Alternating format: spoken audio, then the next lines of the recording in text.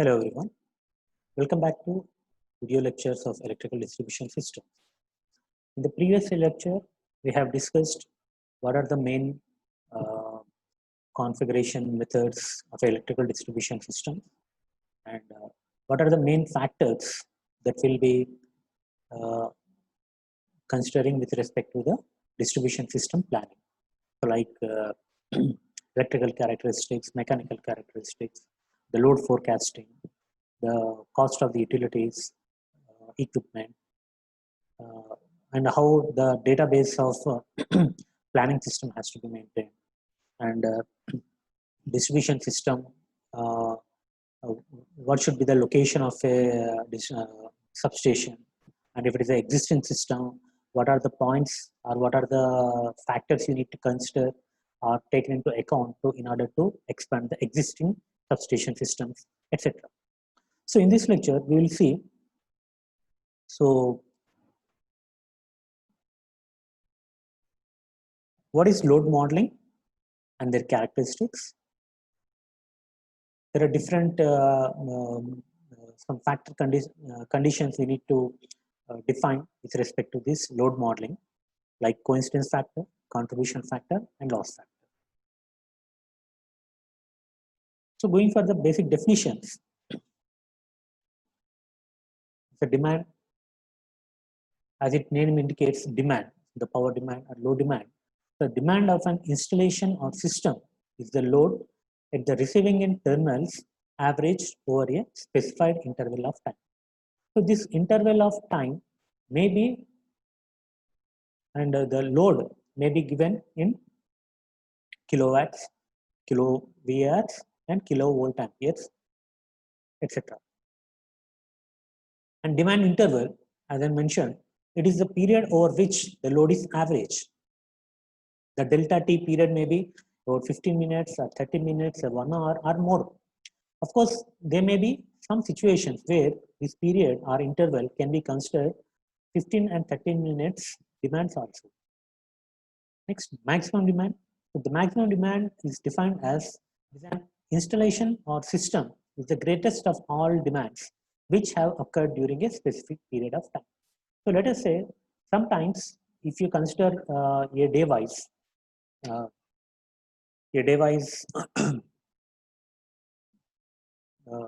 load demand.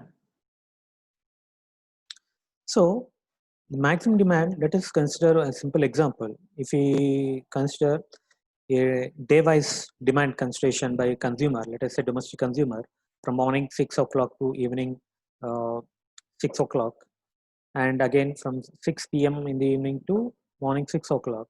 So during this 24 hours time duration, usually we may find some this consumer demand may be more in the prime times. In the morning hours, it may be less, and if it is going on the evening time, where we require in the evenings lights, fans, and AC, etc., they may be utilizing more by the consumers. So this duration, the period of night time from evening, let us say some 6 p.m. to early morning in the 4 p.m. or 5 p.m. So this period maybe gives the maximum demand condition for the particular load. And there is another definition called diversified demand or coincident demand. So it is the demand of the composite group as a whole of somewhat unrelated loads over a specific period of time. Here, the maximum diversified demand has an importance. It is the maximum sum of the contributions of the individual demands to the diversified demands over a specific time interval. So as I mentioned, this specific time interval again may be some times of minutes or hours, or sometimes it may be considered as a days also. So let us see a simple example here. Assume that loading data as shown in the figure below, it belongs to one of the some XYZ company, and which may be having a typical winter day. So this is a morning early mornings 12 a.m. to evening 12 p.m. So this 24 hours time duration we can observe here.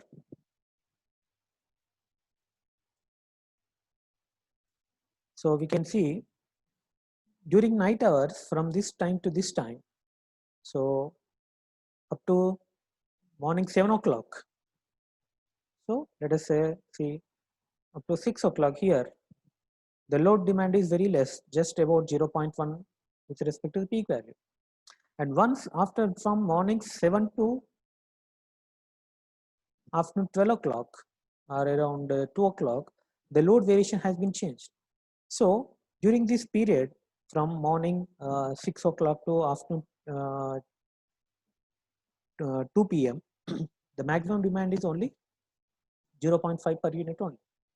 Once as the evening comes out, so the variation has been increased. After 2 o'clock, it has been increased to peak value.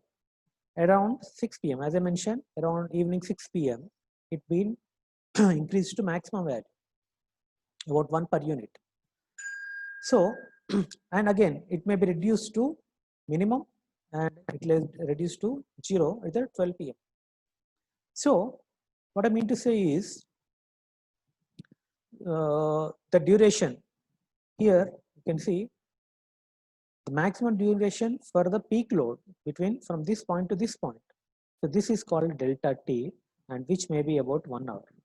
So this duration maybe this delta T time period, in some cases it may be decides for 15 minutes or 30 minutes also, but here in this case it is 1 hour. And similarly, if this load is considered for the particular domestic consumers, it would be different. So this from this given data, so we can observe this maximum 15 minutes is demand was there, and the maximum 30 minutes demand is there, and maximum 1 hour demand is also there. So there are different 3 kinds of demands were observed, and average demand altogether we can observe as 0.254 per unit values.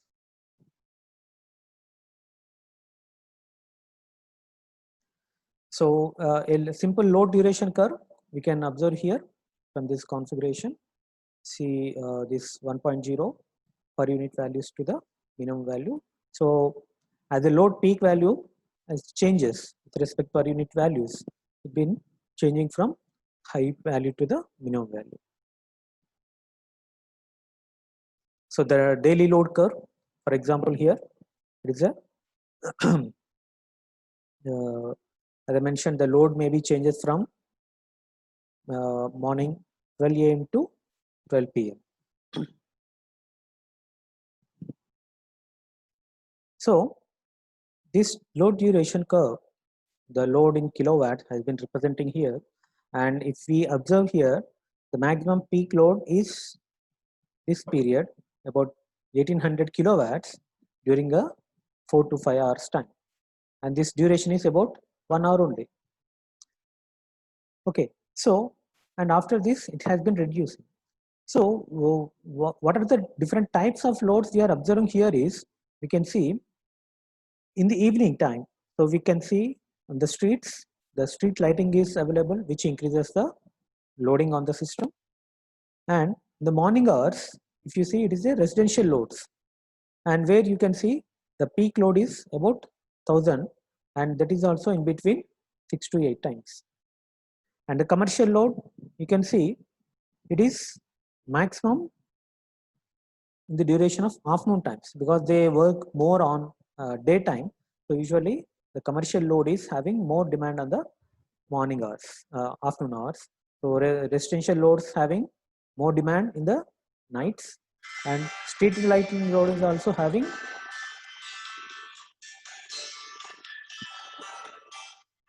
street lights also having same street lights lighting load is also having about 100 kilowatts. That is only morning, and you can see about only 100 kilowatts morning and night times only, early mornings and late night times only.